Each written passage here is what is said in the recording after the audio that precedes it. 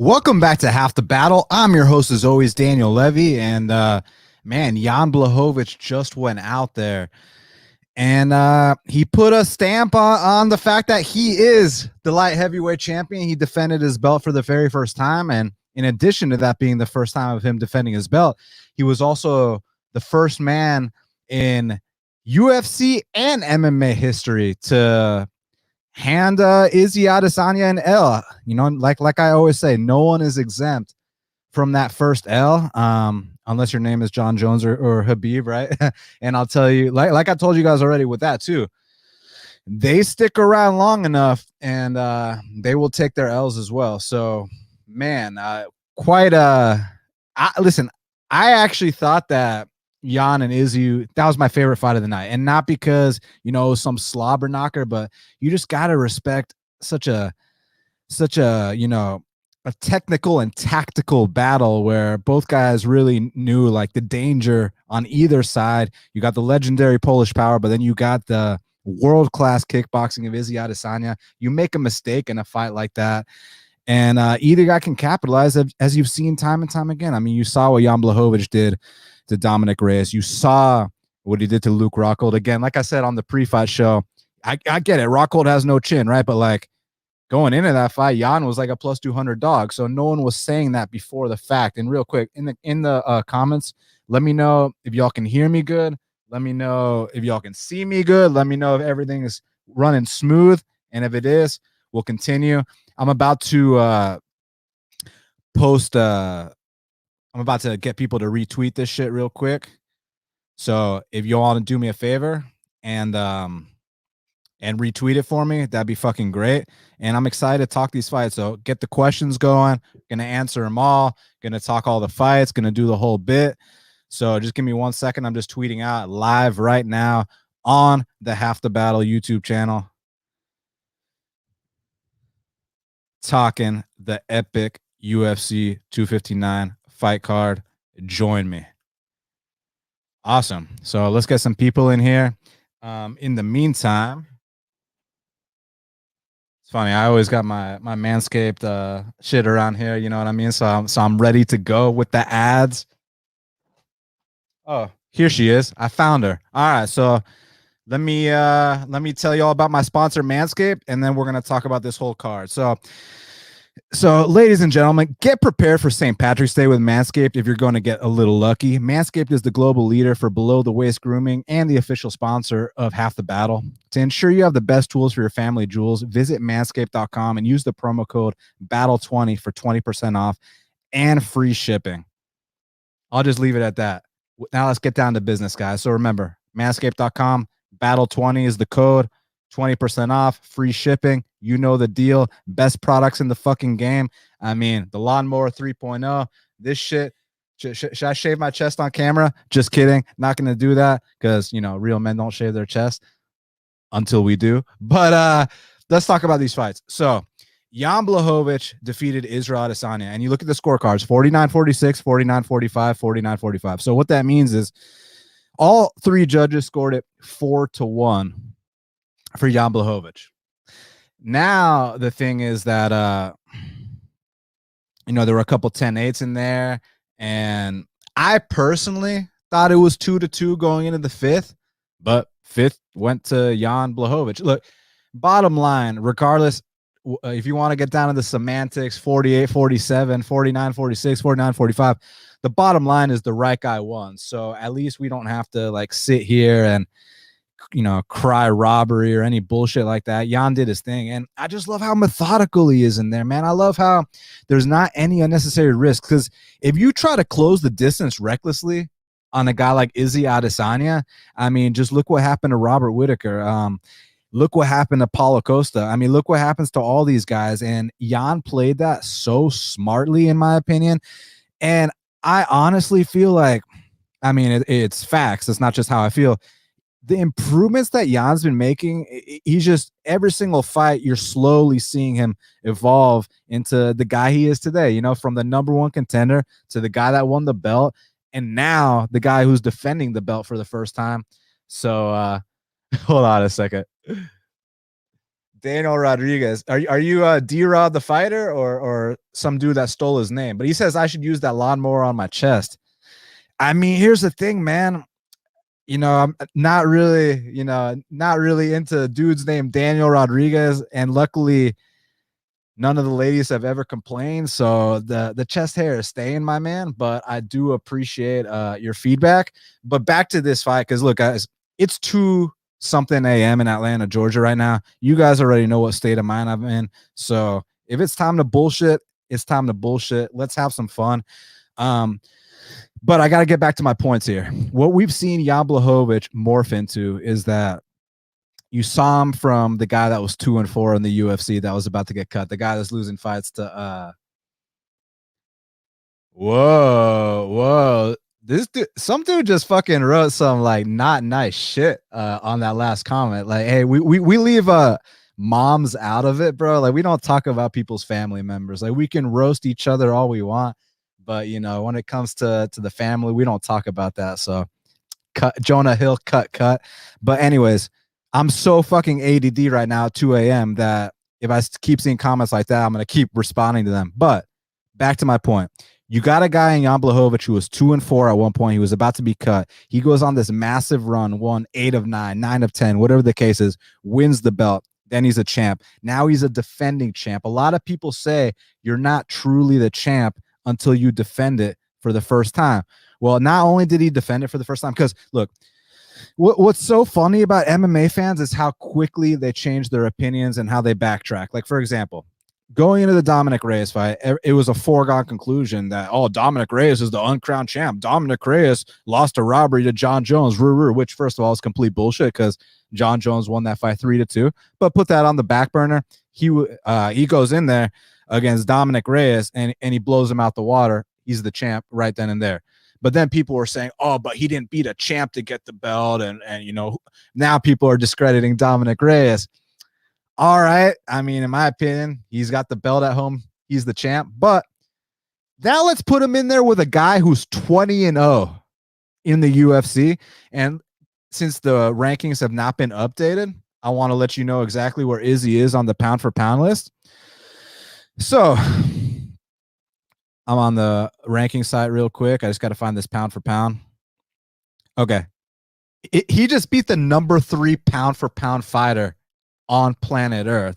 So, I mean, can we stop discrediting Jan Blachowicz already, please? Like, the dude's proven himself. He is the legit champ, and he made those championship adjustments. Look, I understand the judges had it 4-1, but since all of us or most of us had it 2-2, the fact that he's able to get that takedown in those last 2 rounds and not just get the takedown but hold him down, and it might sound like, but he's the 205 or he's the bigger man, he just used his size, which, first of all, I don't understand why you discredit him for that, because win by any means necessary, and including with Aljo. We're going to get to Aljo soon, and I know it's fun to joke around in the heat of the moment, but at the end of the day, Petr Yan fucked up on that. And we're going to talk about how great Petr Yan looked up until then. But man, it's so unfortunate that he made that mistake. Now, do I consider that a stunt? I really consider what Rogerio Bontorin did more of a stunt than anything. But we'll get to the Petr Yan shit soon. Like I said, I'm really ADD right now. So back to Izzy. Man, Izzy still look good. Like, I'm still under the impression, look, everybody's talking about, look, weight classes are there for a reason. Izzy weighed in at 200 pounds, but I'm still under the inclination. When I look at these light heavyweight rankings, I still think that Izzy can come out here and beat some of these top 5 guys. Thiago Santos is ranked number 2. I wholeheartedly believe that Izzy Adesanya could go out there, beat Thiago Santos, and definitely more emphatically than Rakic did, and we'll get to that soon. But back to this fight, Yan just played it so safe, because what cost Yan in that fight against Thiago Maeda Santos was the fact that he kind of closed the distance recklessly, and you don't want to do shit like that against any of these big hitters or precision strikers or just people who have that kind of, it's easy to say fight IQ, but just that in-fight decision-making that are that high level of strikers like Izzy Adesanya. You don't just recklessly close the distance on him, but the counter game of Jan Blachowicz. Like, for example, Izzy would get off on a nice combo, finish it with a kick, and then immediately Jan would return with a kick of his own. And that's that kind of shit I like to see, that you're not just giving away the points, you're taking them back, and every single exchange truly counted in that fight. And then, no one was really hurt, but it really just came down to 2-2. Who wants it more in that last round? And it's not that Izzy didn't want it more. It's just that Jan went out there, executed. He made the right decision to take him down, got on top of him. Hey, and still the champ. So I'm excited for Jan Blachowicz. Izzy will be back. Izzy's going to keep doing his thing. Izzy handled that defeat like a stud. I love the fact that Izzy got on the mic and started talking about, how he was drinking wine last night, just to throw a little shade at Paulo Costa for, that stunt that he pulled, right? Izzy, you dare to be great. Sometimes you fall short. It is what it is. You can't win every fight. You can't win every bet. You can't win every scenario in life. Like, shit happens, man. So I don't really think any less of Izzy. The only thing that sucks for him is he's not going to be on that exclusive champ list. He's not going to get to join Amanda Nunes. He's not going to get to join Conor McGregor. Now, obviously, my boy BJ Penn won belts at welterweight and at lightweight, but I believe it was not simultaneous, right? Someone correct me. I don't want to fuck it up. I don't want to fuck up the legend BJ Penn's history. It's just that it's been over a decade, so I don't remember. But I just know, obviously my boy beat Matt Hughes for the welterweight belt. Destroyed Sean Shirk for the lightweight belt. So, so someone let me know, was BJ simultaneous, or did he just win both belts at separate times in his career? And then I know my boy Randy Couture was also out here, heavyweight belt, light heavyweight belt. So let's see what Yan does next. I think the next fight for him is Glover Teixeira for sure. Glover earned that title shot. In fact, Glover was actually the backup fighter for this event. So had one of the people, okay, so my boy Erroneous says, no, not simultaneous. Okay, so I appreciate you clarifying that again for me. So yeah, so listen, man, Yan versus Glover, and then Izzy is gonna have to go back down, and let me see who the top contenders are in his weight class. Number 1, Robert Whitaker. He already knocked him out. Number 2, Paulo Costa. Already knocked him out. Number 3, Jared Cannonier. He's coming off a loss. He ain't getting it. Number 4, Darren Till. He's coming off a loss. He ain't getting it. Number 5, Marvin Vettori. They already fought before. If Marvin can make a serious statement against Till, then maybe he can, get up there. But it seems like Rob versus Costa is the number 1 contender fight. It's just that Izzy beat both guys so emphatically that it's like, do I really want to see that? I mean, do you guys want to see that? Oh yeah, and real quick, how could I forget about my boy Triple C, simultaneous champ? Man, people do not give Triple C the respect he deserves. You see how when he fought Dominic Cruz, you saw what he did to him. And Casey Kenny is a stud, and it just shows the difference in levels between being a championship caliber fighter and being someone in the top 15. So it's truly you definitely got to pay attention to the levels. All right, Amanda Nunes took care of Megan Anderson.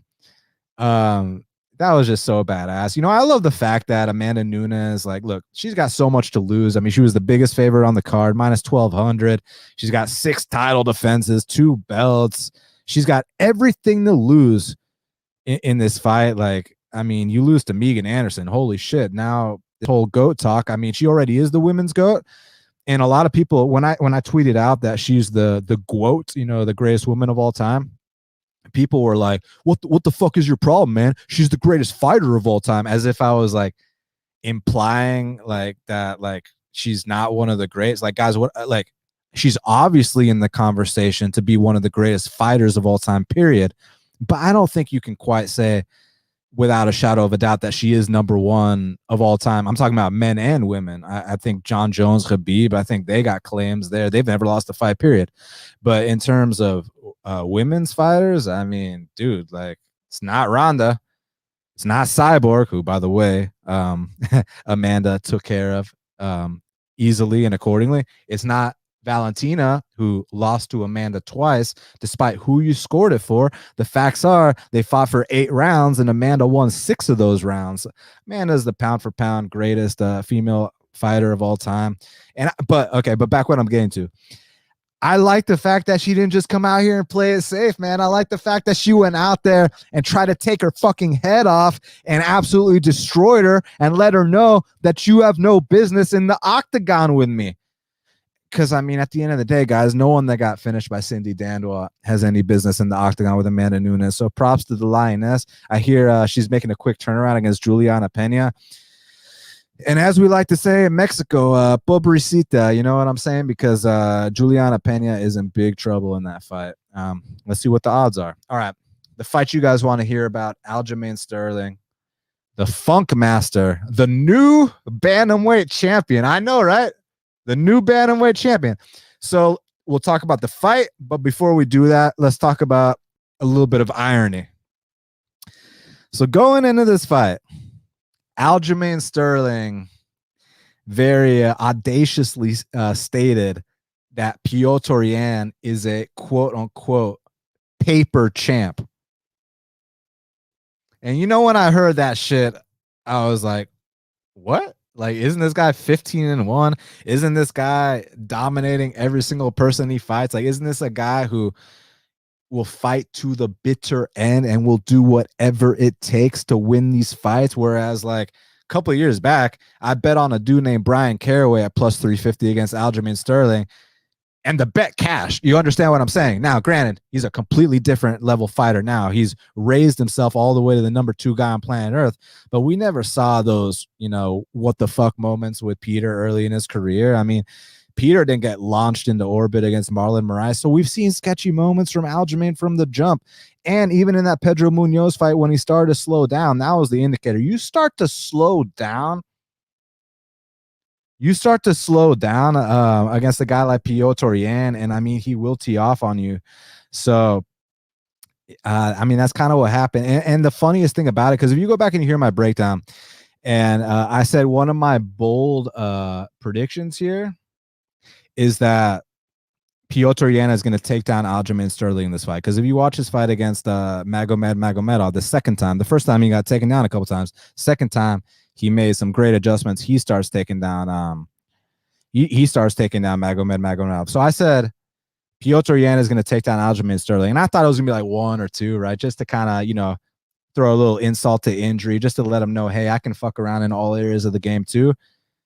Turns out Petr Yan went 7 for 7 on takedowns. Aljamain Sterling went 1 for 16 or 1 for 17?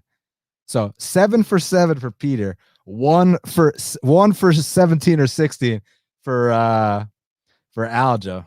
So let's see. Dale Ricka says, your bias towards certain fighters is brutal, my man. Dang. Man, I'm sorry you feel that way, you know, because I felt like everything I was stating right now is factual. Now, listen, if you want to send me a DM right now, and I can send you a link to this call, we can go side by side, and you can let me know about where I'm being biased right now.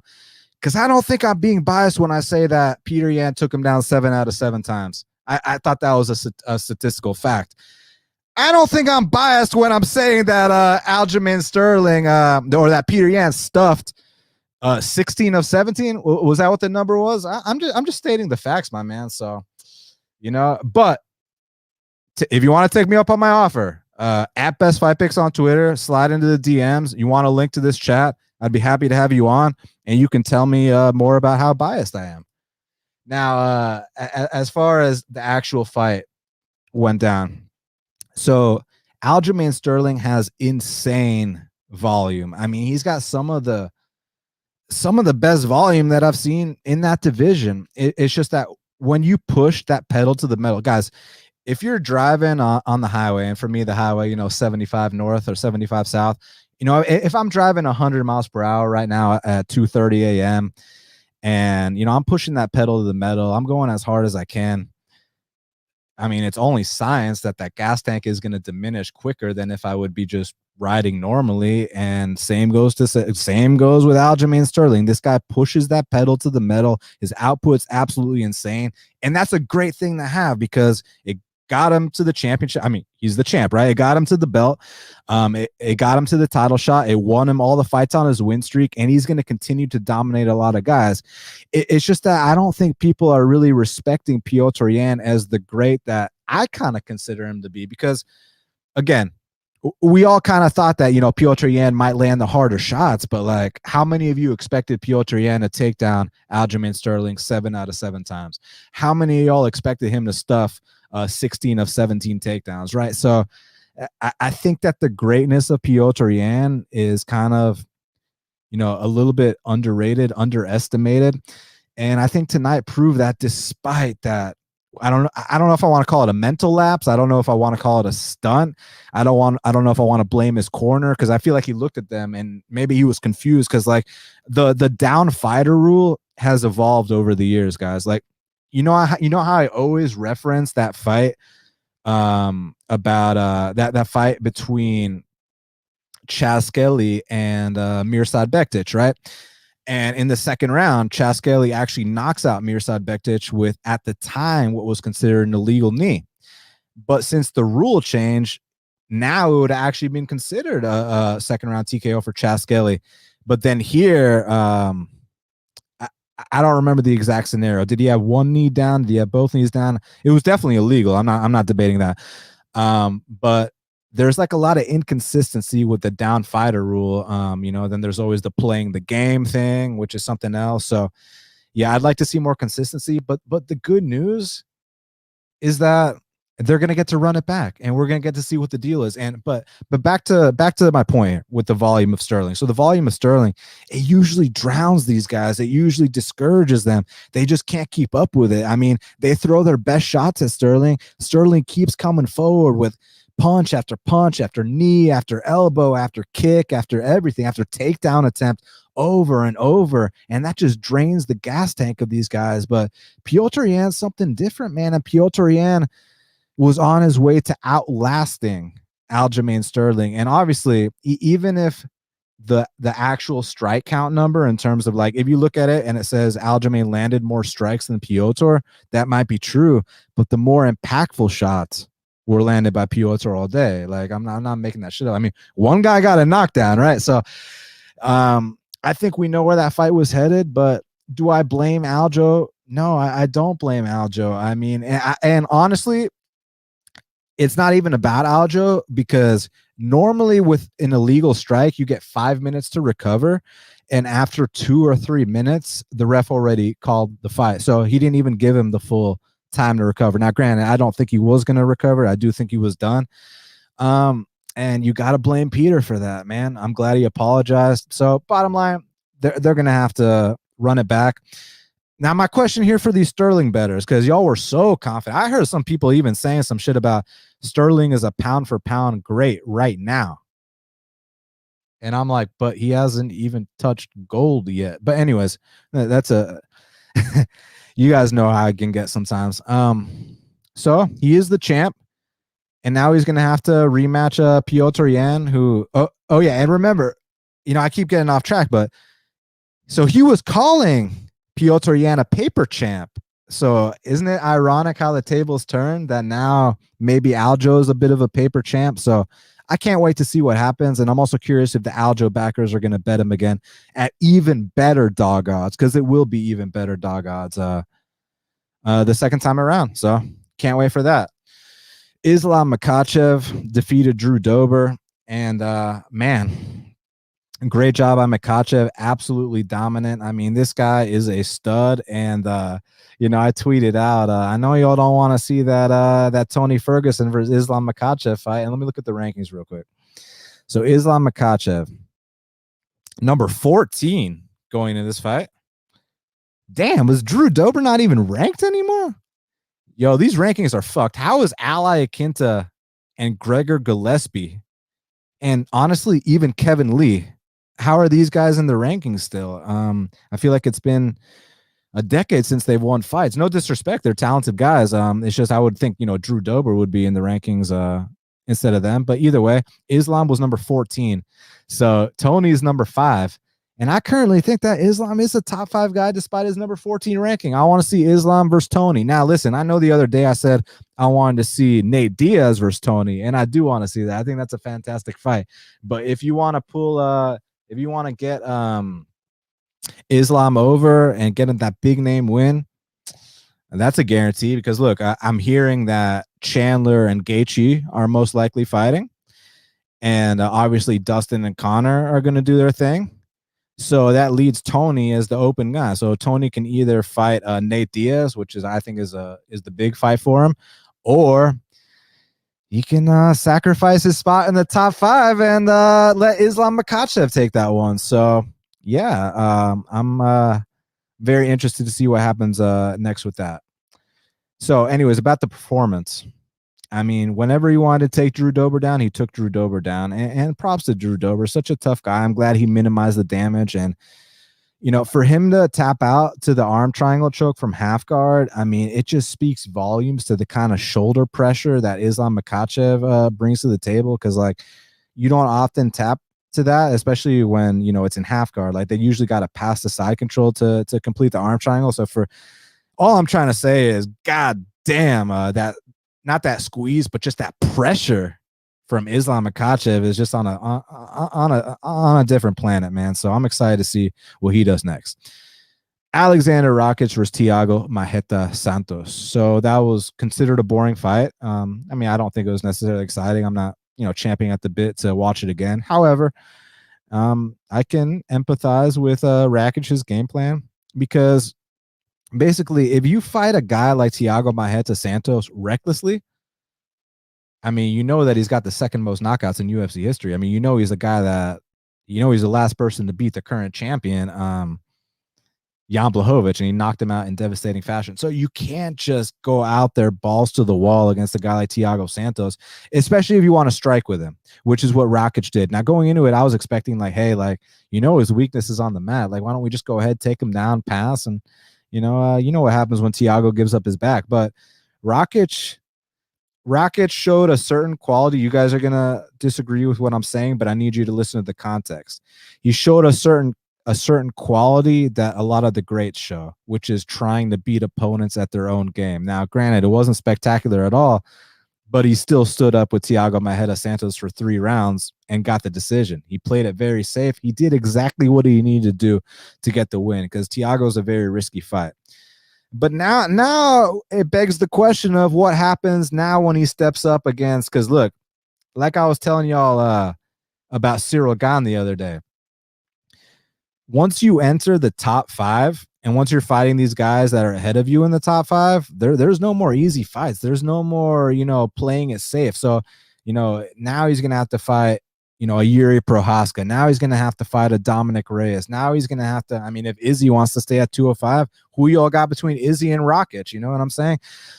So, and honestly, and you know, I have to throw this out every time we talk about 205 prospects. To a lot of people, Alexander Rakic is their top 205 prospect. To a lot of people, Magomed Ankalaev is their top 205 prospect. You guys know what I'm about to say. To me, my top 205 prospect is Jamal Hill. Wait till you see what he does. But as far as Rakic, I mean, whether we're talking about the Yuri Prohaska and Dominic Reyes winner, whether, I mean, could they justify giving him a title shot against the winner of Jan Blachowicz and Glover Teixeira? I mean, is that out the question? Because, like, if you actually look at the rankings right now, like, either all these guys are booked or some of these fights just simply do not make sense for Rakic at the moment. So it'll be interesting to see what he does. So before I move on to Cruz and Kenny, which was a fucking unreal fight. I fucking love that fight. I want to answer some questions. I want to see exactly what you're all saying. I haven't read the chat, so let me see what y'all are saying. Daniel Edwards says, it would be cool for Cruz to retire on a win. Listen, it's always cool for fighters to retire on a win. It's always great when they know when to say when. So if that's what he wants to do, awesome. But Daniel, one thing I got to tell you, my friend, you know about the ego of these fighters. I mean, you remember when Chuck Liddell got knocked out like 3 or 4 times in a row, And instead of taking accountability that like, hey, like, you know, I just can't take a punch like I used to. It was always, I just got caught. So in Cruz's case, he probably thinks I still got one more run in me. He probably still thinks he can become the champion. I personally do not think he would beat Petr Yan.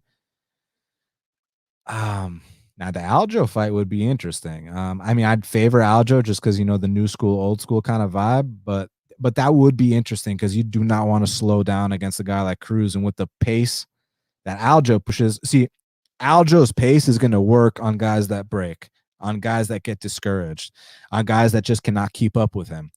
But Cruz is, you know, Cruz beat TJ Dillashaw. Cruz has beat a bunch of high output guys. And that's just an interesting fight to me, but that's probably not going to happen anytime soon because Petr and Aljamain are running it back. And like I said, I'm going to talk about the Cruz and Kenny fight here in a second, but I just want to answer your questions first. Valentine said Chael is right once again about the main event. I'm not sure what Uncle Chael said. Did he say that it was going to be like a slow pace fight, or did he pick Yan Blachowicz to win? Like, I'm honestly not sure what you're referring to, man. So you're gonna have to let me know, buddy. Matt Drucker said, "How's it going, Dan?" Shout out to my boy Matt Drucker. You know what I'm saying? Always supported me since day one. So you know I'm truly appreciative of that, and I hope you're doing well, my friend. Welcome back to Half the Brain, man. My boy D-Rod over here has been shitting on me this whole time. But like I said, anybody that's got an issue, or if you want like something answered, you want an explanation of why I talk about certain things the way I do, or why this or that, send me a DM right now on @BestFightPicks on Twitter. My DMs are open. If you want to invite to this chat and you want to tell me more about this Half the Brain shit, I'm happy. I'm happy to hear it, man. So feel free. The invite's open. Dale Recat said, hilarious stunt from Yan. Oof. Oh man. Cost himself a belt, but if you want to look at it in a positive light, now he's got an opportunity to become a 2-time bantamweight champion. I believe only now did TJ win the belt twice? Because I was going to say only Dominic Cruz has accomplished that, but I believe there is a chance. Yeah, TJ did, because TJ had the belt originally when he beat Barao. He lost it to Cruz, and then he came back when he beat Cody Garbrandt. So yeah, so it would be joining that exclusive group, Yan or Yan, assuming he beats Aljo the second time. It'd be joining Cruz, it'd be joining TJ Dillashaw. So yeah, that'd be badass to see him be the be another 2-time world champion. So all right, let's see. Keith says it's hard not to compare Anthony Smith and Aljo. I know both were different scenarios, but do you look at Aljo and Anthony Smith differently by how they handle the illegal knees? I mean, listen, I definitely believe that Aljo was more impacted by the knee than Smith was. Smith was taking like a pillar to post ass whooping up until the knee, whereas the Aljo fight was, competitive at first until Petr Yan started pulling away. And I would also say that Aljo kind of got knocked out, whereas Smith kind of didn't. So it is a different scenario, and I really don't like you can't blame Aljo here, because this wasn't a case of like, yo, Aljo, can you continue? And he tried to do that whole Diego Sanchez versus Pereira thing where he's like, well, if I continue, will I get my win bonus? If I take a DQ, will I get my win? Like, Aljo wasn't doing any shit like that. I think Aljo was actually compromised, and I just can't hold it against him. It just sucks Petr did that, because he was in the middle of what could have been a legendary performance, man. And he would have really cemented himself as one of the guys in the top 10 pound for pound, as just one of the greats of the division. So it's a shame that Petr made that choice. Aljamain looked legitimately bummed to have won that way. So it is a different scenario, man, for sure. But I got to say this too, Keith, because look, Smith wasn't as badly compromised. I don't think he was concussed after that knee. So he was fully coherent. Now, had he decided to take the DQ and won the belt, that would have been a bad look for his desk job, at ESPN. Because, like, look, yeah, he'd win the belt and he'll always have the accomplishment of being a champ. But, like, I feel like a lot of fans would lose tons of respect for Smith if he took that way out. So props to Smith. Still has his desk job, still doing big things, still getting big fights. He's fighting my boy Jimmy the Brute Crute next. So it's pretty badass. Stanley says you're right, Dan. I'm not sure what you're referring to, but I do appreciate it, my man. What's up, my boy Shark? He says 49-46 is acceptable. 49-45 is not. I mean, who gives a shit? The right guy won. If the right guy didn't win, then we could like spend more time, arguing about all that shit. But who gives a fuck? Damn, I still can't believe Anton said that shit to me. Like, are you serious, Anton? All right, let's see. Brandon, Aljo, dog money, easy work. Listen, I love talking shit too, man. So you know what I'm saying? Listen. And one thing I've always said, Brandon, is that I'll take a win by any means necessary. So you see these guys, and they like to talk about good bet, bad bet. And yeah, obviously I'd love to make good bets all the time, but I'd rather win all the time instead. And I'm going to need to start doing that because this start to the year has been kind of rough for me. But you know what I'm saying? I'm in the shit for the long haul. So don't count me out. But back to your point, take a fucking win by any means necessary. So, Brandon, congrats, man. You cashed. IOC says doesn't help that Yan doesn't speak English. He's got some underrated English. I hear behind, off camera, he can speak pretty well. I mean, I saw him at the face-off telling Aljamain, I'm going to fuck you up, so don't sleep on his English. It's just, it takes time to feel comfortable doing it on the camera. Not going to give any personal example. I kind of want to. Okay, so I'll tell y'all something you probably don't know about me. So I speak Spanish fluently. Spanish was actually my first language. I'm a first-generation American.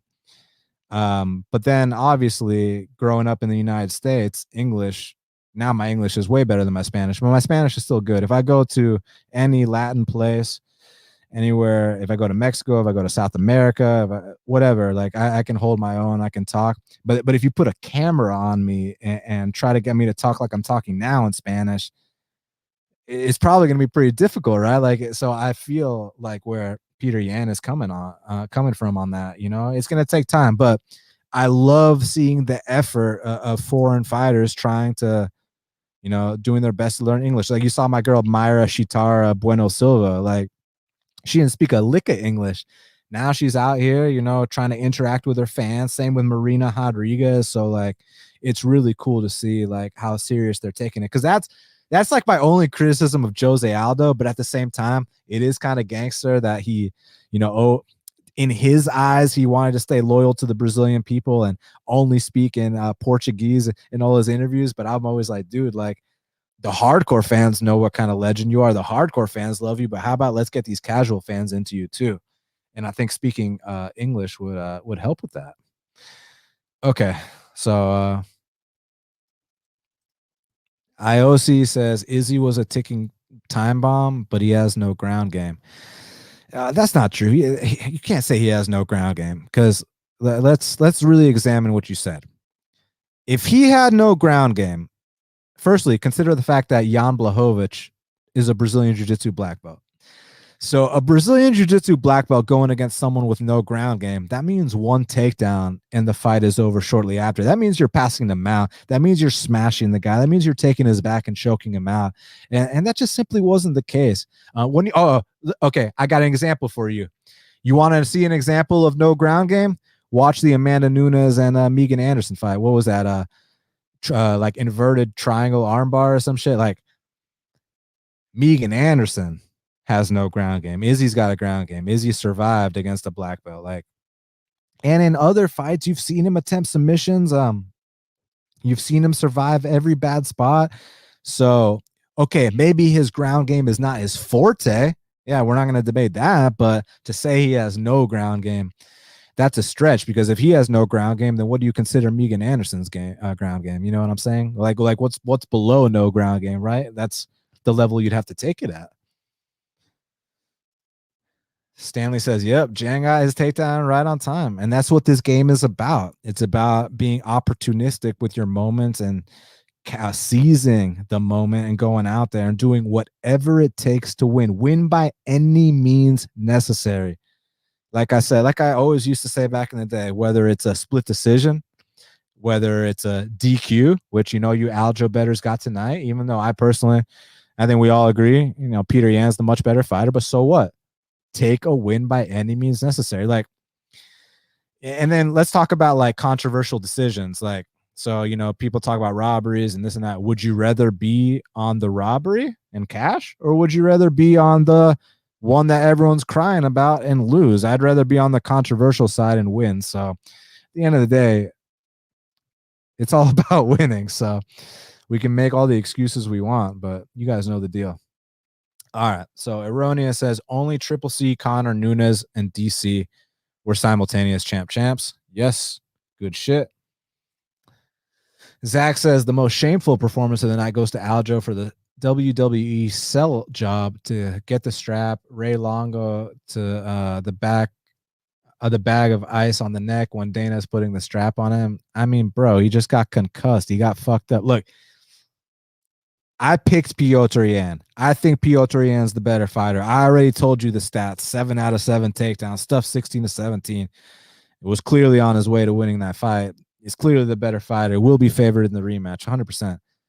But like, Aljo got hurt, man. Aljo was fucked up, dude. Like, so what's wrong with his coach putting ice on him to cool him down? So I think that sometimes you guys go to certain extremes just to hate on guys. And I understand, we're passionate. We love this game. But these guys are true warriors that step in there. I mean, this is a guy in Aljamain Sterling who had the balls to get into a closed cage and get into a fist fight with a man named Petr Yan, who's one of the baddest men on planet Earth. So between you and me, he got knocked out. He was concussed. It sucks. It is what it is. It's really unfortunate. But the good news is we're going to get the rematch. And I truly believe their differences will be settled in 2021. And we're going to have a clear non-paper champ in the bantamweight division, my friends. Shark says, seems like it's going to be Whitaker fighting him again. Not sure Costa will have much for him. Whitaker destroys these power punchers and loses the guys like Wonder Boy and Adesanya. Bro, the Wonder Boy fight was like fucking how long ago? But no, but you're right. You're right. Hey, I can't debate facts, right? You're right. Daniel Edwards says, I love Nunes' punching power. So do I. And I just love her aggression. I love you know what I love the most? I mean, look, I can talk about her Brazilian Jiu-Jitsu black belt. I can talk about her knockout power. I can talk about all the title belts she has at home. And on a side note, I can talk about what kind of ambassador she is for the sport. And not only that, for her community too. To be the first gay UFC champion, like there's going to be a lot of people inspired by what she's accomplished. I think she's so phenomenal. But here's my favorite part, guys. With all those accomplishments that Amanda Nunes has, she doesn't play it safe. She goes out there to destroy this deep into her title run. It's truly a beautiful thing to see. Erroneous says, I would rather see the winner of Till versus Vittori get the next title shot instead of Whitaker Costa, but Whitaker would deserve it if he wins, so that would be okay too. Yeah, I mean, Marvin and him already fought, but Marvin's come a long way. Marvin's entered the top 5, so maybe a rematch there. He's definitely improved. And then Till, I know a lot of y'all got your opinions on Till, but for some reason, Izzy and Till have always wanted to fight each other. I know y'all remember that video that Darren Till put out, and he's like, I'm fucking coming for you. You know what I mean? The way he said it was a lot more passionate and funny and all that shit, but I know y'all know what I'm referencing here. Nunes versus Zhang Weili. Why are you trying to do my girl Zhang Weili like that, my man? Because firstly, after Zhang Weili beats Rose Namajunas, and I know a lot of y'all are Rose Namajunas fanboys, so I'm sorry to break your heart. After Zhang Weili beats Rose Namajunas, and after Yan Xiaonan defeats Carla Esparza, it's going to be China versus China for the belt. If Zhang Weili can get past that, then we look at the Bullet Valentina fight. If Zhang Weili can get past that, well, then, my friend, then I think we might not have an option. So she still has a little work. So basically, for that fight to happen, Weili needs to beat Rose Namajunas, Yan Xiaonan, and Bullet Valentina. If she can beat those three, then I'm open to that possibility. Let's see.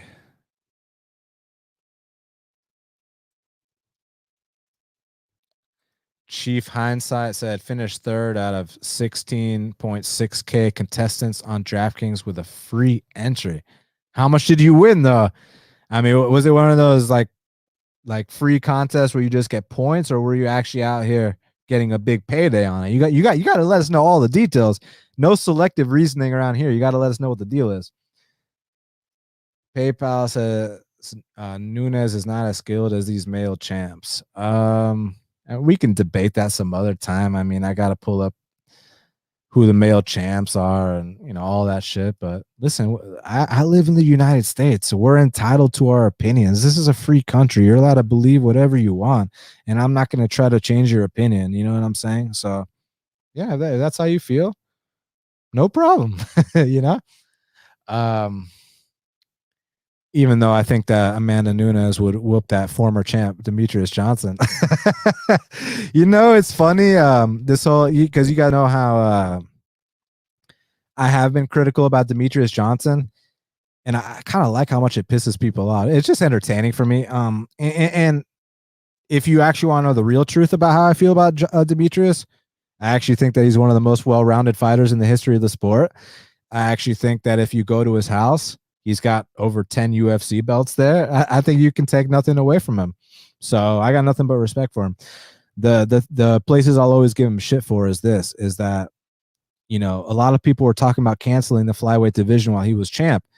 And he had the opportunity to, hey, why don't we do champ versus champ, me versus, or DJ versus TJ Dillashaw, 125 versus 135.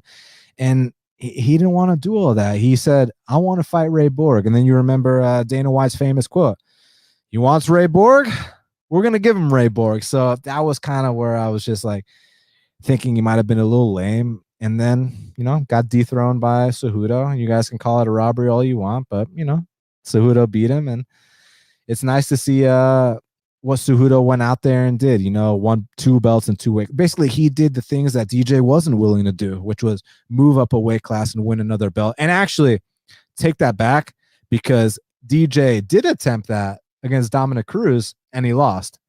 So Henry Cejudo accomplished that when he went up. You remember that destruction of Marlon Moraes. You remember the destruction of Dominic Cruz. Henry Cejudo is very, very, very underrated and underappreciated, in my humble opinion, guys. So, as Zach says, Aljo the fraud master confirmed. Listen, man. When I used to joke around, and because you guys gotta understand, the kind of sense of humor that I have, it doesn't always translate in these shows, because you don't actually know me personally. But if you hung out with me, you'd see the kind of jokes that I make, and you'd see that I like to have fun a lot. So a lot of, calling him the fraud master. Did I actually believe that he was a fraud when I was calling him that? No, but it sounds kind of funny. It's entertaining for the fans. We're here to put on a show as well as give insight. So it was what it was. But I mean, dude, he fucking pushed a serious pace early. You just can't maintain that against a guy like Petr Yan, and that's simply what the deal was. Oh, and by the way, so those dudes that were talking shit, that I gave them a personal invite to come join me side by side and, tell me what your concern is, or call me out, or tell me whatever you want to tell me. Let's go back and forth. Silence, crickets. None of them are messaging me wanting to come in here, which is sad, because I love going back and forth. I love debating. If you got something to say, let's talk, but they don't want to talk. So it's I guess luckily enough, I got to talk to y'all, which I'm very grateful that all of you guys are here. Hey, do me a favor, give this video a like and a subscribe. I truly appreciate it. Ryan says Sterling is not the champion. So back like I was saying, just like he was calling Petr Yan the paper champ, now he's the paper champ. But at least he gets a UFC belt to keep at home. You know, from now on to the day he dies, he can walk into his house and will always have UFC gold on his mantle. So good for him. Ali says you're great at giving analysis on fights. I truly appreciate that that you think that, man. Thank you. So that just makes me want to strive to be better no matter what. All right, let's see. Parlay would have paid 1,000 on $50 bet if Yan won. Parlay on who? Matt Drucker said, "Can I join the call?" But Matt, you haven't been calling me out. I mean, basically, the fans aren't entertained by two people agreeing on everything. The fans are entertained by shit talk, by like that dude said. I forget. I actually don't even remember what he said, but he was talking some shit. So I'm like, man, fuck talking behind a keyboard. I mean, I know we're not going to get to be face to face in person, but at least we can be on camera and we can talk. And so I do appreciate you wanting to step up. And you know, maybe, should I let my boy Matt join the call? Matt, send me a DM, bro. We'll give you a little tryout. Let's see what you got. Anton said I could tell 45 seconds in that Aljo was going to gas. Yeah, I mean the kind of pace he pushed. Because look, let me pull up the numbers real quick on that fight. So Aljamain Sterling attempted 74 strikes in round 1, attempted 36 strikes in round 2, 58 strikes attempted in round 3, 62 strikes attempted in round 4. So I mean the guy's an output machine. It's just that it's going to work on like almost everyone else except Petr Yan. You know what I'm saying? Okay. I've heard you say you didn't think Yadong beat Stamen and Vera either. So why bet him against legit opposition? So he's referring to the fact that I took Song Yadong against Kyler Phillips tonight. Well, I mean, you know, firstly, I don't make excuses. And props to Kyler on winning the first 2 rounds, lost the 3rd round. So here's how I kind of viewed it, man. Those fights against Stamen and Vera, I just viewed Stamen and Vera on a completely different level than Kyler Phillips. And I mean, they are. I mean, they're 2 top 15 guys, right? Kyler isn't. But I've always known Kyler was very talented. I just thought that maybe this was going to be just, you know, some growing pains and come back to fight another day. And basically the way that Yadong fought in the 3rd round, kind of really pressuring him, putting it on him, not having a care in the world for what he had to throw. That's what I expected from the jump. Just didn't happen. Got started too late. Much respect to Phillips. He did a fantastic job. But like the reason that despite how you score the Stamen and Vera fights, the fact that this 23-year-old, 24-year-old, 25-year-old, he's the ageless wonder. The fact that he's fighting so competitively with guys on that caliber, that's still a big deal for me, despite who you score those fights for. Do you understand what I'm saying? All right.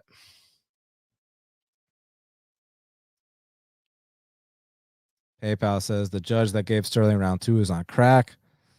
I mean, a lot of these judges, I mean, let's just put it this way. If Dominic Cruz says that Keith Peterson was smoking cigarettes and drinking alcohol, I can only imagine what some of these judges are doing. So I cannot confirm nor deny, but you may have a point, my friend. Ryan Wilson says lost 1,000 on Yan.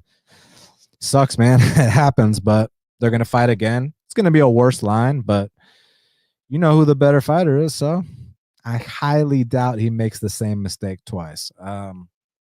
There's that 311 song about making the same mistake twice. You know, it's one thing to make the same mistake twice, but it's another thing to make it all of your life. I don't think he's going to make the same mistake twice. So, you know, shit happened that night. Zach says Aljo was not that hurt. He was acting like he got put out and stiffened. He took a hard shot. That's it. Well, I mean, Zach, listen, man. I've already stated that I think Petr Yan is the true champ and all that, and he's the better fighter, no debate. But come on, man. Like let's read the first sentence you just put, and then let's read the last sentence. First sentence, Aljo was not that hurt. Last sentence, he took a hard shot. So to me, it's like a 1 + 1 = 2. He took a shot. He took a hard shot. Therefore, he was hurt. So, and I mean, the ref didn't even give him the full 5 minutes to recover. I mean, I don't know, man. I thought he got fucked up personally. So, but the good news is they're going to run it back. So, but I mean, I get what you guys are saying, but I really do believe he was hurt. See, the shit I was talking more about was just the people that disrespected Petr Yan in the lead up to the fight. Those are the guys I was going after. I wasn't going after Aljamain Sterling because I feel for the guy.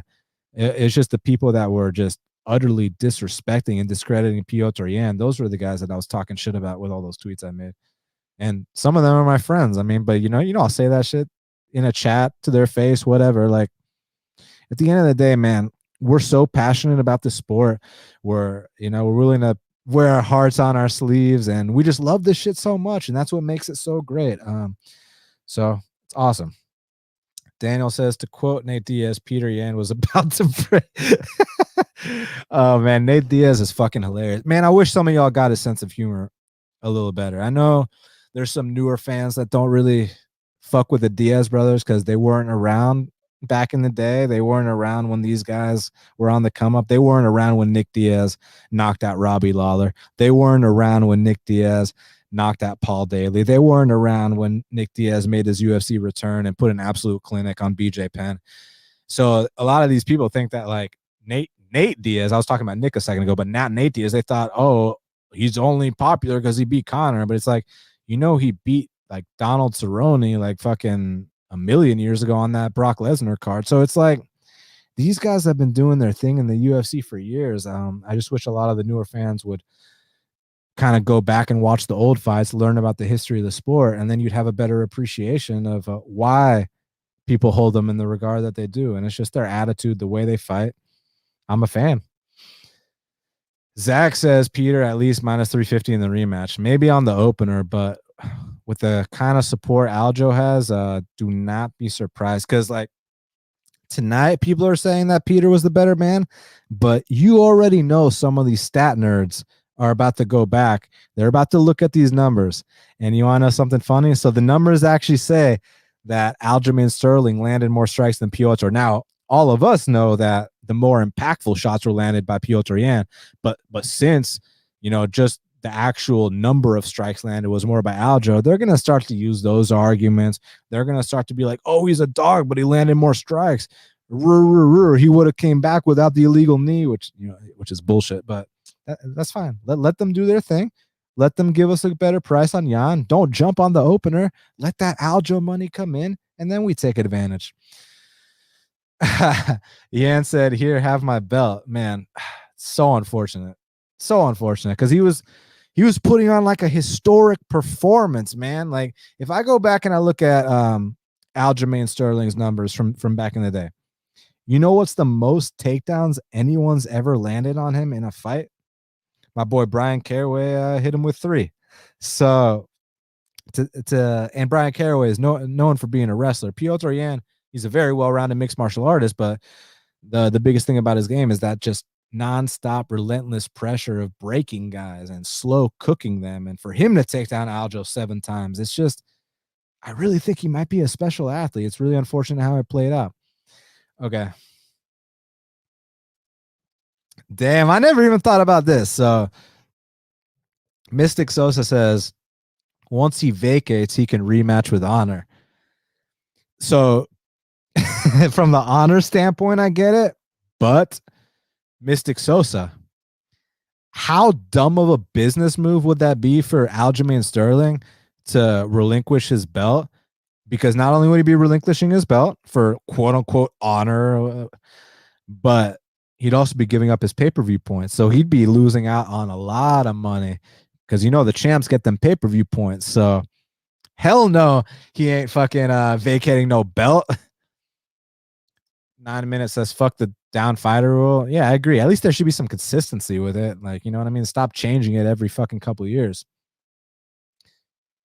PayPal says people underestimate Yan's athleticism. I don't know how they miss the quickness in his punches and kicks. I don't know either. I mean, I don't know how they disrespect him to the extent that they do.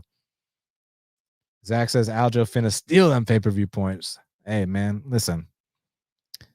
He's paid his dues, man. He's been fighting in the UFC since before the Reebok era. I mean, do you guys remember?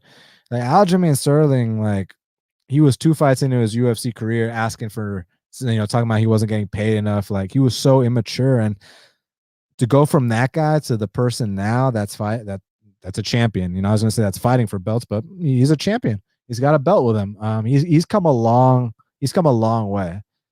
That being said, I still got Petr Yan in the rematch, but Aljo's come a long way. Let's not discredit him.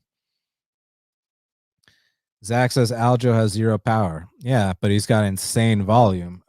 That's that's kind of like the catch 22. Is that the fucking? It's been like close to a decade since I've been in college or some shit. I don't even fucking remember. So yeah, it's like 3:20 a.m. right now. I'm having a blast. Y'all having a good time? I appreciate y'all being here with me, and we haven't even fucking gone halfway through the card yet because y'all keep asking me these awesome questions, and I'm happy to answer them. I'm happy to interact with you guys always. Yeah, exactly. Erroneous knows what he's talking about. Don't vacate. Take those pay-per-view points. Screw Honor. We'll make a better build, even if he has to be the heel. Chael wouldn't vacate. Exactly. Why vacate? Like, why would you potentially give up, like, possibly 6 to 7 figures of pay just because a couple of fans that you don't even know called you dishonorable? Like, who gives a fuck? You know what I'm saying? Suraj says had a 4-leg parlay. Kyler, Asker, Elliott, and Yan. Hold on. Kyler, Asker, Elliott, Yan. Well, I mean, you cashed 3 of them, bro. That's not a losing play. Like, just the Yan will. Oh, fuck, it is. Fuck, it's not a no contest. God damn, my bad. I'm wrong. Why do I keep thinking no contest? That really sucks, man. That really sucks. That's why you got to play him straight. Not to put salt in the wound, but goddamn, that does suck. All right, let's see. Pound for pound, my ass in terms of Petr Yan. You don't think he's one of the top 10 pound for pound fighters? Interesting. Unless you're referring to something else I was saying, but I think you're talking about Petr Yan not being a top 10 pound for pound fighter. Well, I'd love to see your top 10 list, and let's see who you got ahead of him. Props to the Kennedy prediction, save my ass in DraftKings. Hey, sometimes you get some of those right. I mean, look, was he losing the fight? Yeah, but what he did that was so smart that he's not getting credit for, and then we're talking about Kennedy and Zechuku, is that he let this guy throw everything he's got. Excuse me. He let him blow his load, and he honestly played it defensively smart. He had a nice high guard. He didn't eat too many clean ones. I mean, he ate some shots, don't get me wrong, but not too many clean ones where he got dropped. Or, I mean, the cleanest shot of the fight was the one he landed on Olbrook. So he kind of just outlasted him, weathered that early kickboxing storm, and then beat the guy at his own game. So that was really badass. 90 minutes says check Sterling's Insta. He's getting too much hate. I mean, dude, come on. You know how these fans are. This is nothing new. This is the case with anyone that loses or wins or fucking anything. People will discredit anyone, everyone. Haters gonna hate. But one thing I will tell you about that, my friend, 9 minutes, is that no one that's doing better than you is gonna hate on you. Do you understand what I'm saying? So let the losers do what they do, man. You don't got to be one of them. You can be better than that, This guy still went out there and fought his heart out, just got knocked out with an illegal knee, couldn't continue, won the belt, and in a couple of months, he's going to lose the belt, so it's all good. All right, let's see. See what else y'all got for me.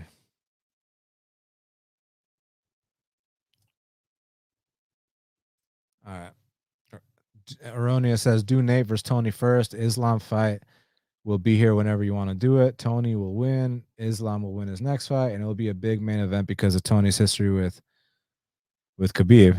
Yeah, but that's assuming Tony beats Nate, right? Because, I mean, that's not a guarantee in my eyes. With Nate, I mean, Nate's the guy that beat Conor McGregor. Firstly, beat Anthony Pettis. He's beat a lot of guys. Tony beat Anthony Pettis too. But I'm just saying that certain matchups, like if you're not gonna take Nate down and lay on him, which Tony won't do, and if you're not gonna kick Nate's leg off, which Tony isn't gonna do, Nate's got a good chance. So I would not count Nate out in that fight. All right, let's see. Oh yeah, it just did that fucking thing where it scrolls me all the way down. So now I gotta scroll back up. What are my thoughts on MMA Parlay King? Never heard of him, but I wish him the best of luck. What are your thoughts on Dominic Cruz calling out Hans Molenkamp? I'm not. I don't even know who Hans Molenkamp is. So yeah, I have no idea. Hold on. Let me just scroll up because I missed some of these questions. And if you guys want to keep submitting me some more, I appreciate it. All right, but before I answer more questions, can I keep talking about some of these fights? So Cruz and Kenny, what a fucking fight! That was one of my favorite fights of the night, man. That and the main event. So basically, Dominic Cruz, he's so tricky to fight, man. His fighting style is so unique, and it's funny because he gets criticized for not having the most power in the world, but like he swings some haymakers, man. I know you'll notice he swings some haymakers, and Casey Kenny did really good too. It was a very close fight going into the third round, but Dominic Cruz got it with that takedown. Such a nice vet move, and it's good to see a guy in Dominic Cruz who, like I said, when I was in high school, man, I was watching this guy fight in the WEC. You know what I'm saying? In 2007 against Uriah Faber, right? Wow, I wish I remember. Did I graduate high school in 2008 or in 2006? I don't even fucking remember. It's been so goddamn long, but I just know that I used to watch Cruz and Benavidez and all these guys back when I was in high school, and it was hold on a second. I need to remember what fucking class I graduated high school in because it's been so goddamn long that I don't even remember. I'm 31, by the way, for those that don't know. So who knows? Maybe I got that date wrong, but like I said, I'm very ADD, especially at 3:20 a.m. 4:20 coming up in an hour. Let's celebrate. But Cruz is a guy that, you know, when you make your pro debut in 2005 guys, and now it's 2021 and you're still beating guys in the top 15, like, is that not just a true badass? Because then you look at some of his other, and that's a 16-year career, by the way. Then you look at some of his other contemporaries like Joseph Benavidez, and Joseph would have never been caught dead losing to Askarov a couple years back. But, you know, not only did Father Time get to him, but, you know, he's just not the same guy anymore. Whereas Cruz, you know, maybe all these layoffs aid him in the fact that he's not so, you know, battle worn. He's still fresh. He's still, I mean, dude, like Nathaniel Wood couldn't beat Casey Kenny. So good shit on Dominic Cruz's part, and doesn't take anything away from Casey Kenny in my eyes. I felt like he fought a great fight. It was one of my favorite fights of the night. So great job to Cruz. Both guys will be back. Can't wait to see what they do next. Kyler Phillips versus Song Yadong. Oh, real quick, do you guys want to see Dominic Cruz versus Jose Aldo? Is that the fight to make? So Kyler Phillips and Song Yadong. Props to Kyler Phillips. I was wrong on this one. I had Song Yadong. I think I told you all this already. What Song Yadong did in the third round is what I expected him to do all 3 rounds. But Kyler, man, this guy's been a martial artist since he was 3 years old. He's got a very unique style. However, I'm worried about Kyler Phillips in 5-round fights when he goes forward, because with his style, so much movement, so many unorthodox kicks that take so much energy, it's only natural that he's going to slow down as fights progress. And that's where I'm worried when he starts to fight these killers, when he starts to get these main events, because, you know, not to be that guy that's like, if it was a 5-round fight, Song Yadong would have won, because, you know, going into this fight, I knew it was a 3-round fight. But just saying, for future reference, because he just beat a guy in the top 15. That means now he's in the top 15. That means that maybe he's 1 or 2 fights away from a main event. I'm going to be paying attention to how Kyler looks in these main events. So Askarov and Benavidez. Askarov is just a hungrier, younger, fresher guy. Man, those stabbing front kicks to the gut, kind of remind me like what Pedro Munoz was doing to Aljamain. Those things are a thing of beauty. And those body lock takedowns he hit on Benavidez were, he picked him up and slammed him hard. You don't often see people going out there out wrestling Joseph Benavidez. So Askarov, I believe my boy Davison Dice Dugea Figueiredo's got a new challenger, because I don't know how y'all feel about the Moreno fight. I know for some reason a lot of y'all got something against Davison, which I don't get. He's like the most exciting flyweight champion we've ever had in the history of the sport. He made the flyweight division great again. He brought violence back to 125. You weren't seeing these other guys with one punch knockouts. Maybe here or there, but like I'm talking like every fight, right? And I truly believe he beat Moreno 4-1, 3-2 if you want to be nice, but 4-1. Come on. And then this whole cardio talk bullshit when like fucking Figueiredo won the 5th round, right? So and Figueiredo beat Pantoja 30-27 on all 3 judges' scorecards. So some of these narratives I hear are absolutely insane. I get it. They got to do the Moreno rematch just because it's considered to be the best flyweight fight of all time. So they do that again, which I fully expect Davison to win. And then Davison Figueiredo versus Askarov. That's what I'm excited for. Askarov doesn't slow down. Askarov's got a nasty ground game. Askarov's got the confidence of an undefeated fighter. And most importantly, Askarov is making huge leaps and bounds every single fight. So after Davison takes care of Moreno for the 2nd time in a row, and I expect this time to be I expect the 2nd time to be more emphatic, by the way. Then we're going to get to see Asker versus Davison Dice Dugera, and I think that might be the first like formidable challenge for the great Davison. God of War. So Kai Kara France knocked out Rogerio Bontorin in the 1st round. So Bontorin comes out there, does exactly what he's supposed to do, takes him down, takes his back, and gotta give Kai Kara France so much credit for surviving those spots, man, because in the past I think he might have been tapped out. He got tapped out 1 fight ago. Kept his cool, and as soon as they got back up, it's not like he backed up, to catch his breath and, to kind of rethink things and reset and do the whole bit. He just went right after Bontorin, and one nice shot on the ear sent him face first into the mat. Now, I heard a lot of people giving Herb Dean shit for that fight. Is it because after the face plant that maybe he didn't like wave it off kind of convincingly enough, and that's why Kai Kara France kind of ran back? Like is that what y'all are referring to? Let me know. But regardless, Kai Kara, good knockout win. Tim Elliott absolutely destroyed Jordan Espinoza, and it bums me out. Not that Tim Elliott won. It bums me out how much Jordan Espinoza underperforms, man, because it's like he's got the speed, he's got a wrestling background, he's got power, he's got footwork. He just can't put it together. It's just a shame. Like some guys just don't live up to it. And Jordan Espinoza is one of those guys, Brandon Thatch, he's got the size, he's got the look, he's got the knockout power, just didn't live up to it. Eric Silva's got the explosiveness, got, the Brazilian Jiu-Jitsu black belt, like was destroying guys when he first came into the UFC.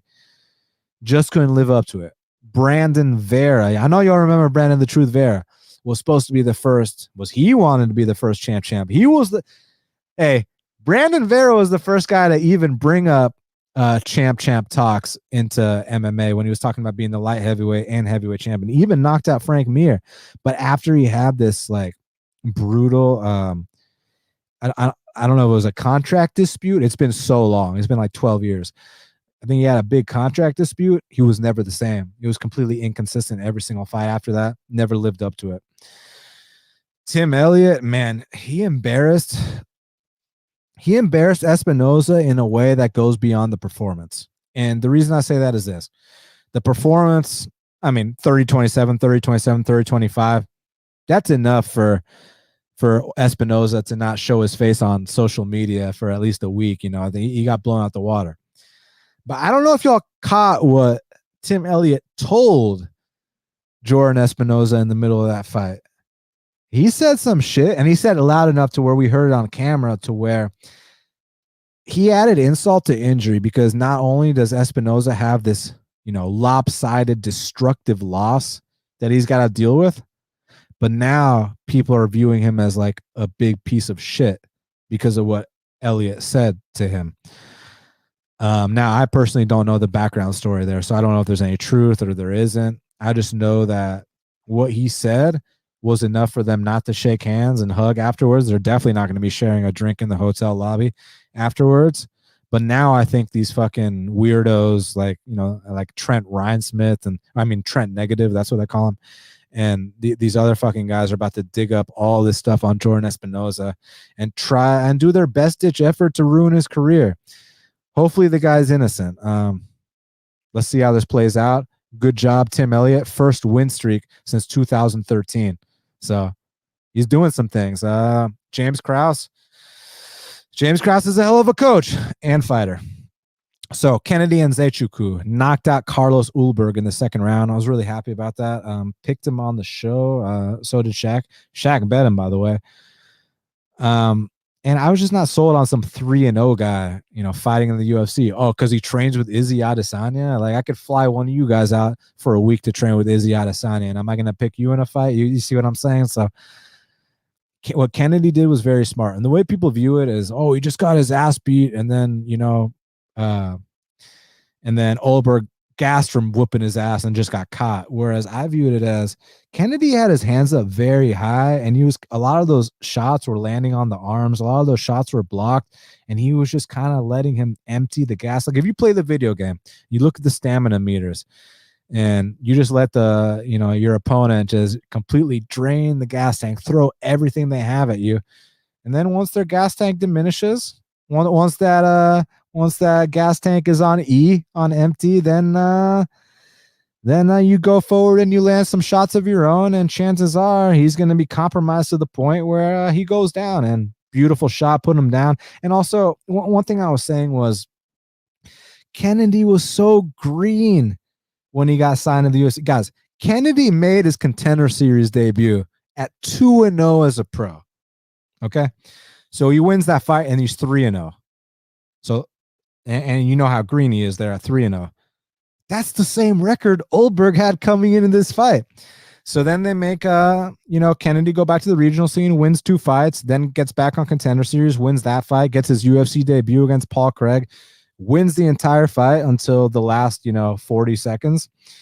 And beats Darko Stosic, who was a guy that went the distance with Jamal Hill. And now, like, these are experiences that Ulberg's never had in MMA. Kickboxing is a different sport, guys. And so he let Ulberg empty out the clip, gas himself out, and when it was time for Kennedy to put his offense on him, that's exactly what he did. So that showed some maturity, because you're talking about someone from Nigeria, and Africans are just built different. Look at Sodiq Yusuff. Look at Kamaru Usman. Look at Izzy Adesanya. I don't care if Izzy lost. Izzy fought admirably, and Izzy's still a world champion. Izzy's got a 20-1 record, so do not discredit Izzy Adesanya. And I just think that you give a guy that's green, like Kennedy Nzechukwu, a year and a half to just hone his skills and just focus on getting better.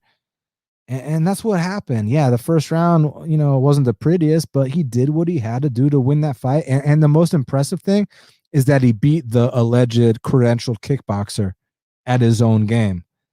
Knocked him out against the fence. It was beautiful to watch. So props to Kennedy. They actually got fight of the night. And then the other bonuses went to Kai Kara France and Uroš Medic. So 4 more fights to talk about, and then I'll answer the rest of your questions, and we'll get out of here. So Sean Brady defeated Jake Matthews. I'll just keep this short and sweet. Good performance, Sean Brady. You did a great job. Now the real test begins, guys, because I know this kid's good. I know he's talented. I respect the fact that he does exactly what he needs to do to win. No unnecessary risks. He's got decent hands. He's got a serious ground game. Nice takedowns. I like him. However, now we're not dealing with guys outside the top 15. He asked for his top 15 opponent. He's going to get his top 15 opponent. What's going to happen with one of these real killers in the top 15 comes out here, starts stuffing his takedowns and makes him strike a little bit? Because I don't know if y'all noticed, but the first 2 rounds, Jake pretty much won the majority of the stand-up exchanges, and there were a couple reactions to some of those punches that I really didn't like by Brady. So I'm very curious to see what happens against a guy like Jeff Neal. I'm curious to see what happens if Li Jingliang can keep the fight standing. I'm curious what happens there as well.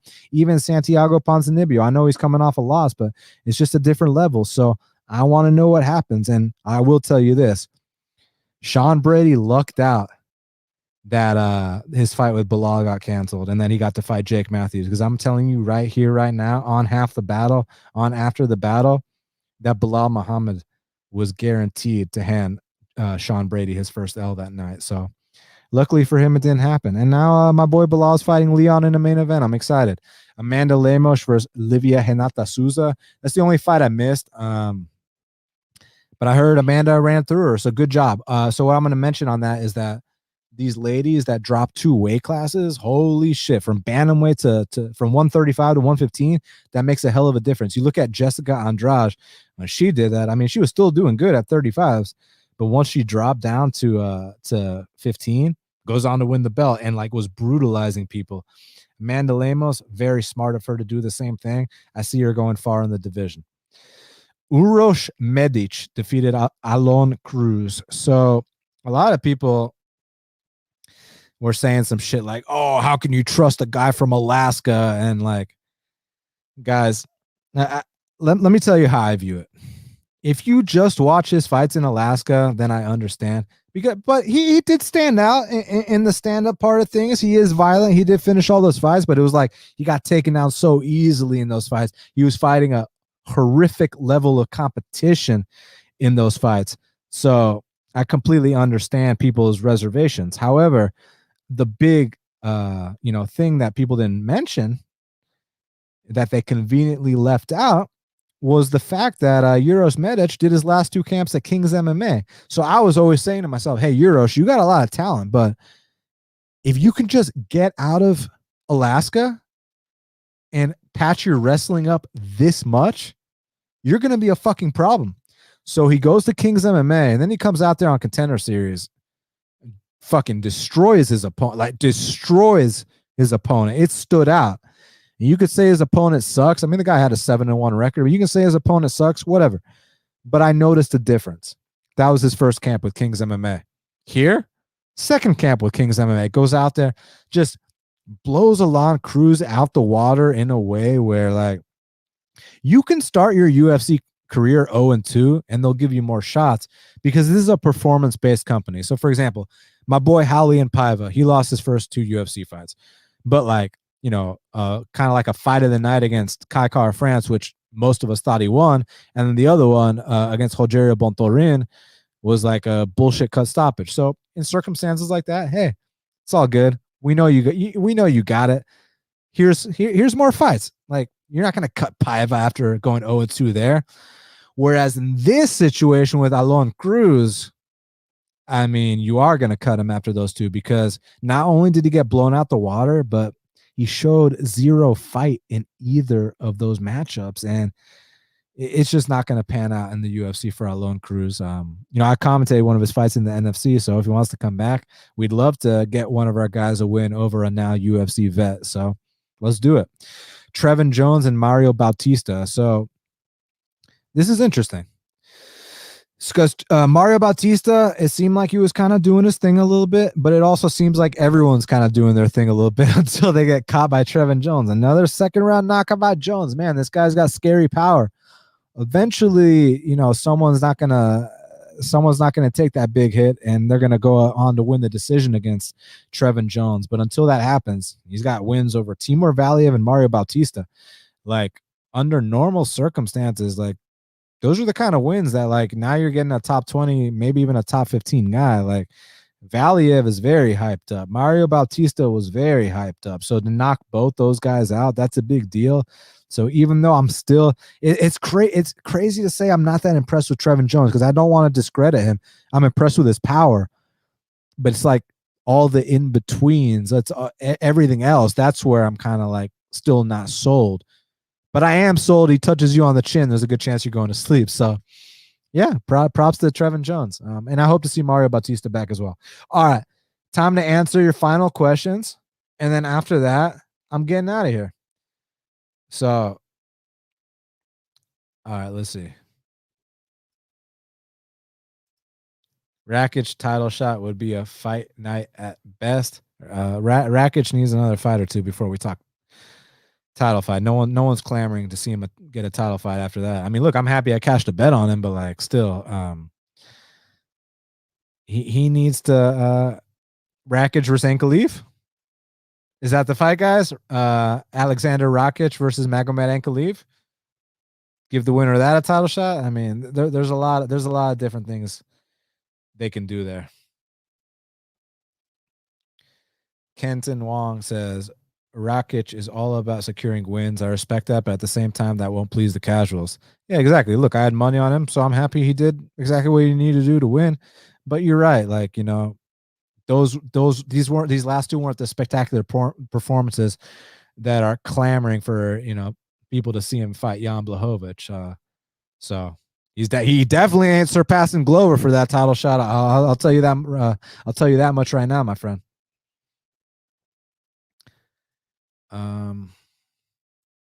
Okay, so scrolling down, seeing what else y'all got.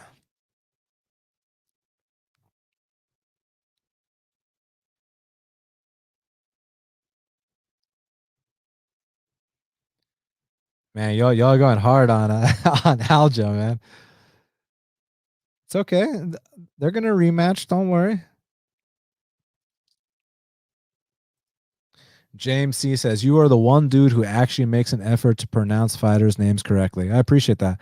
You know what's funny is because someone commented that like I fuck up every fighter's name, which I was like, really? I was like, hold on, but like I go out of my way to like get them right. So like, what do you mean? But I appreciate that, man. I appreciate you noticing that for sure. Um, so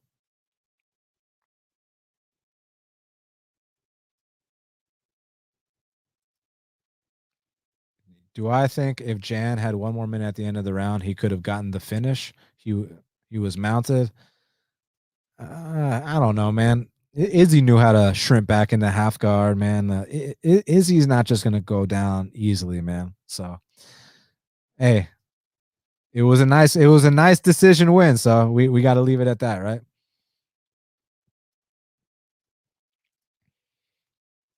9 minutes says, why did Bontarin go full? You know what? After exchanging haymakers, after having Kai's back the whole round. I mean, you know, what we like to talk about the Brazilian mummy, the Brazilian stunt. I mean, one criticism for Brazilian fighters has never been their jujitsu. It's never been their power. It's never been their willingness to fight. It's just been that their cardio. That's always been the weakness for a lot of Brazilians. Not to generalize or any shit like that, but like again, when I think about the majority of the Brazilians in the UFC, the criticism is never usually never the striking or the jujitsu or you know or the physique. It's always the gas tank. So I can't say that. I cannot say that I'm surprised by that at all. All right, let's see. Jake says, "Can Dana strip a belt from whoever he wants?" I mean, yeah, but within reason. Like, there's got to be like a legitimate reason behind it. It would be a really fucking bad move to strip Aljo. I'll tell you that. They're gonna run it back. It's all good, man. Don't worry. Um.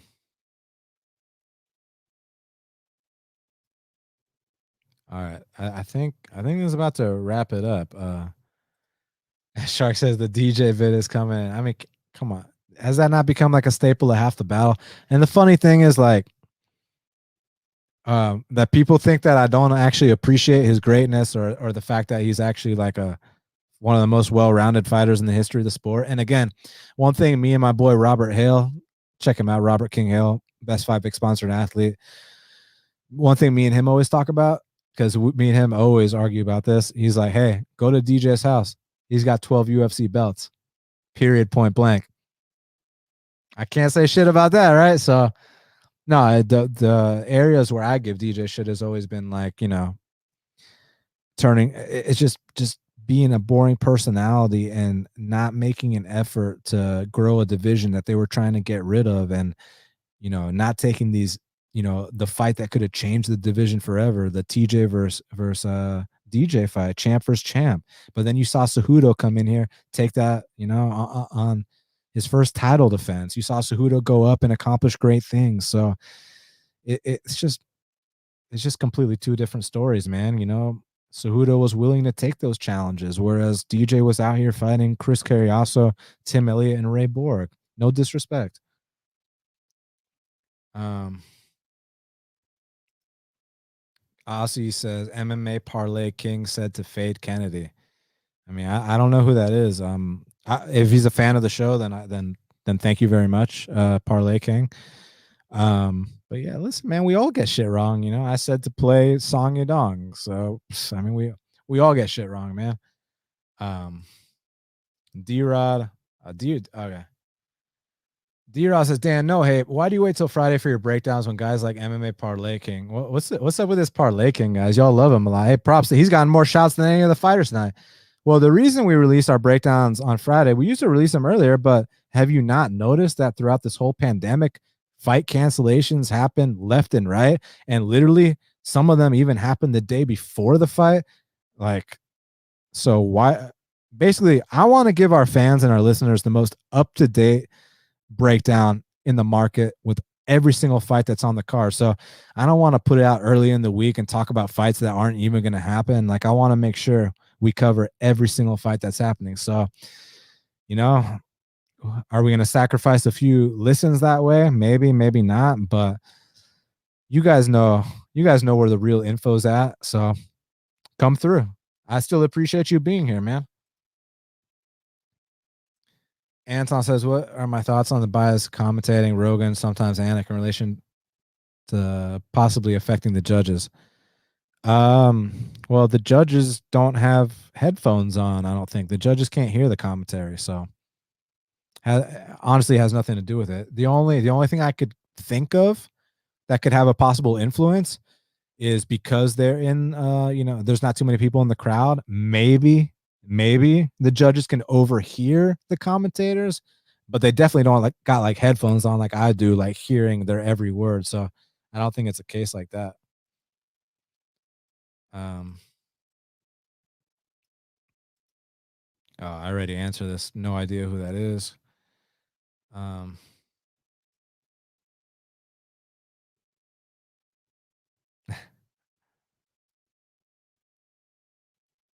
Chris Grieve says, wish the commentators were in a soundproof booth so the judges couldn't hear them.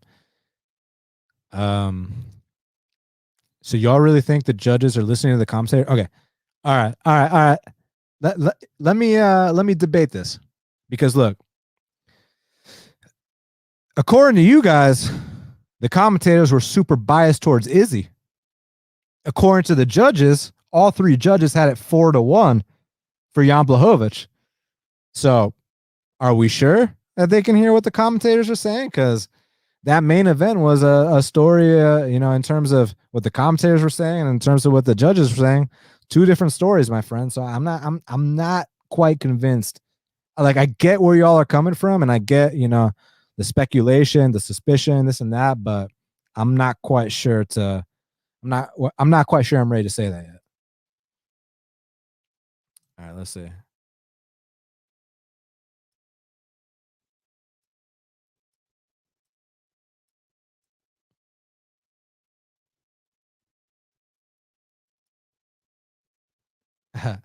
Kelton, you are correct, but I just don't want to, put him on blast like that on the show. But you are correct.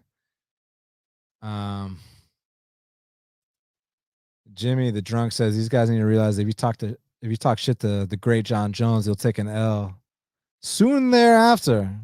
I've noticed it. Dom Reyes parading around like he fucking won that fight. He gets blown out the water. Izzy making all those memes. Izzy tough tonight though. We can't discredit Izzy's performance. Yan was just a better man. Yeah, Jan's the fucking champ, man. At 205, you know. So it was what it was. All right, guys. I think, damn, we've been on here an hour and 40 minutes. Time really does fly by when you're having fun. So I truly appreciate y'all being here with me. So before I get out of here, any last questions, any last comments, any last anything, tell me right here, right now. And if not, I'm going to get my ass out of here. Going to be back next week. Got another badass fight card. Let me check who the main event is real quick. Oh, of course. Let me check who the main event is. The main event is my fucking boy, Bilal. Remember the name Muhammad, trying to beat the number 3 guy on planet Earth is what the main event is. So fuck yeah. I'm super ecstatic about that.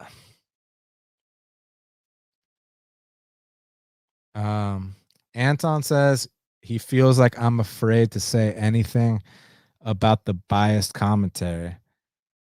I mean, I thought I just said that the commentators were kind of, talking more about what Izzy did, but I felt like earlier in the night they wasn't that bad. I mean, listen, the reason why I'm not quick to criticize a commentator is because I've commentated fights before. Now, obviously, never at the UFC level, at the NFC level, but still, I've sat cage side with the headphones, with the monitor, called hundreds of fights, and let's just say it's not as easy as it looks. It's not as easy as just sitting down and just, let's just talk fights, because like the angles are a little bit different. You can't, like, it's so different. Like I know this doesn't make sense to you, and it doesn't make sense to a lot of people, because you're thinking like, well, dude, you're sitting front row cage side. Like, what do you mean you can't see everything?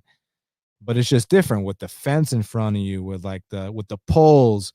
Whereas when you're watching it on TV, it's a zoomed in camera angle. You can literally see everything that's going on. So I just think commentary is a much tougher job than it appears to be. And I mean, it's not like Anik, Rogan, and DC are not credentialed commentators. I mean, these guys know the sport pretty damn well, man. So, no one's gonna be perfect every day. So, that's the least of my concerns, honestly. But anyways, guys, it looks like that's all y'all got from me. So thank you so fucking much for joining me on the special edition of Half the Battle After the Battle. I appreciate it. Erroneous says, is Ben Rothwell washed enough to lose to Felipe Lins? I mean, do you see how fucking slow Ben Rothwell has been looking? Let's just put it this way. If Felipe Lins does not get knocked out, Felipe Lins is live to win this fight. But he could get knocked out. But if he doesn't, he's live to win this fight. All right. So, all right, but hold on. Anton says, yes, the judges hear the commentators, period. Okay, but back to my point. Weren't the commentators all over Izzy? And didn't all 3 judges score the fight 4-1 for Yan? So, I mean, do you have a point? You know what I'm saying? But it's all good, bro. I still appreciate you tuning in. Appreciate all y'all tuning in. Make sure you check out my sponsor, Manscaped. Go to manscaped.com. Use that promo code BATTLE20 for 20% off and free shipping. I'll be back next week to break down the epic Bilal Muhammad versus Leon Edwards fight night card. Looking forward to it. Thank you guys for sticking around for an hour and 45 minutes with me. Do me a favor before we get out of here. Give this video a like and a subscribe.